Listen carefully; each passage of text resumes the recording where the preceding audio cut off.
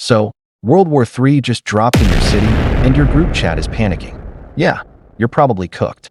But before you start writing your will on a napkin, here is how to actually survive day one. Step 1. Water. And no, not your emotional support iced coffee. The city taps are going to dry up faster than your dating life. Go fill your bathtub and every dirty protein shaker you own right now. Step 2. Touch grass? Absolutely not. Hide from it. Find a windowless closet. Also, the Wi-Fi is dead, so RIP your TikTok streak. Grab an old battery radio so you actually know what's going on. Step 3. Don't be a hero. Stay inside. Lock your doors. Step 4. Call for help. Nonstop. Keep your radio tuned to emergency frequencies. Nobody is coming to save you right away, but you need them to know you're still kicking. And then comes the long wait. Try not to cry too loud. Subscribe so you don't instantly perish in the apocalypse. Congrats, you didn't perish on day 1. But the panic is over. Now we do math. Day 2 is about taking inventory, because starving to death with a fully charged phone is just embarrassing. Step 1. The purge. The power grid is a ticking time bomb. Eat your perishables today. That leftover takeout and expensive cheese? Shove it down. Save your canned goods and dry pasta. Those are your new gods. Hide them. Step 2. Conceal and collect. Strip your beds. Use heavy blankets and duct tape to completely black out your windows. If the outside world sees your flashlight tonight, you become a human loot drop.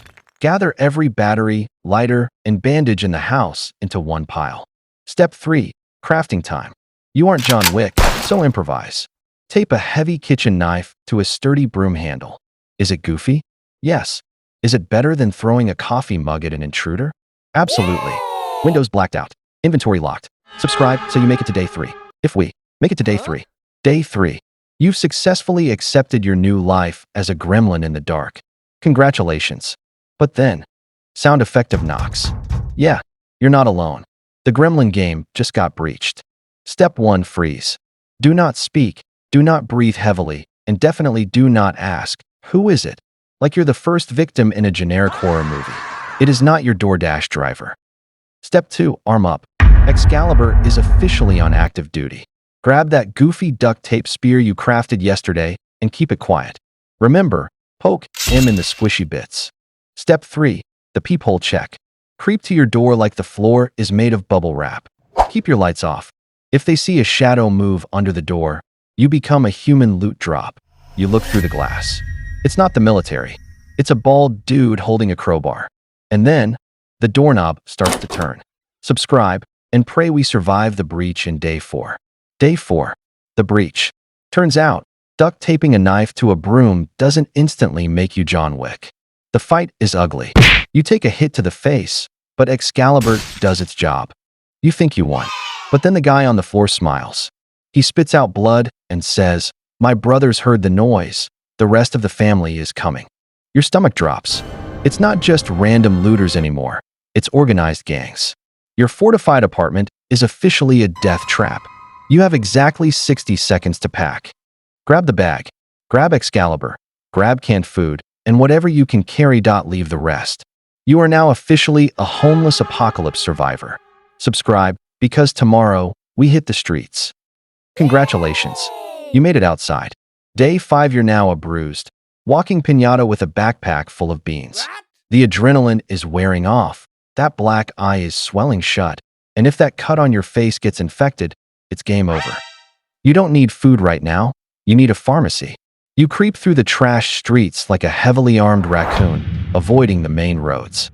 Finally, you spot it. A corner medical shop. The front window is smashed, but beggars can't be choosers.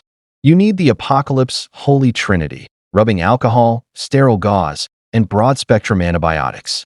Throw in some ibuprofen for the absolute headache this apocalypse is giving you. Yes. You slip inside the dark shop to hide and patch yourself up. You grab the bandages, but then a shelf rattles in the back aisle. You're not alone. Subscribe to survive day 6.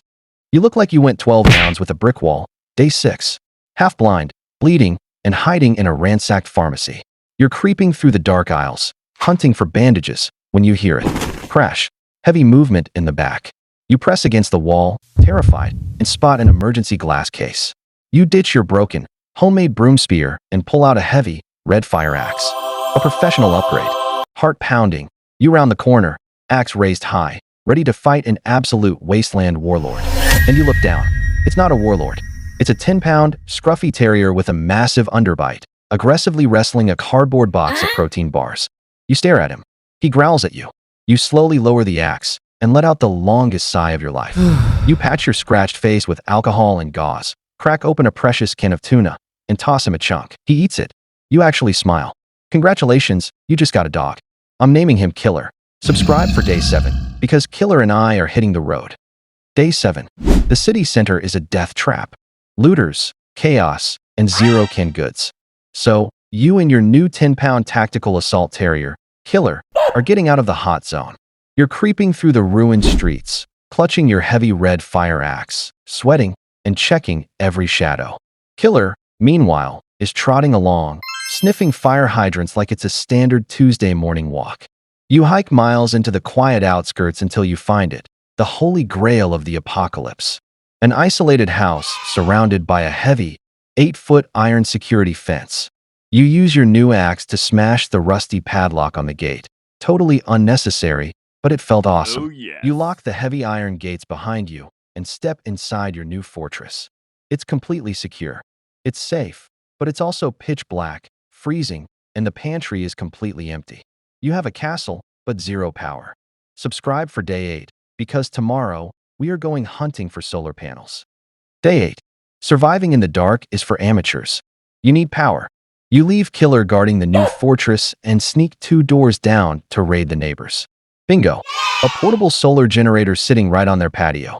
You approach like an absolute ninja. Fire axe gripped, eyes darting, ready for anything.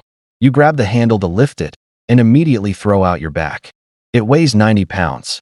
You spend the next hours silently dragging this heavy plastic box through the dirt, sweating through your hoodie, looking entirely pathetic. You finally drag it inside your dark, freezing living room. You plug in a floor lamp. You hit the switch. Click. The room floods with beautiful, warm light. You smile. You actually did it. Then, Killer starts aggressively growling. You look down.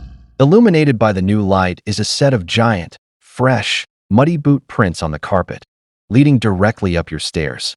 Subscribe for Day 9. Day 9. You just brought power to your new fortress, and your reward is realizing you locked yourself inside with a muddy-booted psycho. The prints lead upstairs. You tell Killer to stay. You grip your fire axe. Your heart is pounding so hard you can hear it in your teeth. You creep up the dark staircase, one agonizingly slow step at a time. You reach the master bathroom. You take a breath, kick the door open, axe raised high, ready to go to war, and you freeze. The terrifying warlord is a scrawny kid wearing boots 3 sizes too big. He got so scared when the lights came on. He tried to escape through the tiny bathroom window and got completely stuck. He's dangling there, crying. You look at your heavy axe. You look at his terrified face. For the first time since the world ended, you realize you are the scary guy. It feels pretty good. You pick up his dropped tactical flashlight, click it on, and put your boot against his, ready to shove him into the bushes. But you realize something: that kid is malnourished. You might be scary, but are you a bad guy? Subscribe for Day 10. Day 10. Are you the bad guy? No, but you're not an idiot either. You didn't throw the starving kid out the window. You yanked him inside and zip-tied him to a pipe. His name is Toby. Turns out, he's a bottom-tier scavenger for the exact same raider group that gave you this black eye on Day 1. They use him as bait and barely feed him. You slide a can of cold baked beans across the floor. He practically inhales. Over the empty can, you make a deal. You tell him if he keeps his mouth shut about your fortress, he gets a meal every time he scouts this neighborhood. If he talks, Killer gets a new chew toy. He nods frantically. You cut his ties and send him out the front door into the rain. You just turned an enemy into an inside informant. Subscribe for Day 11.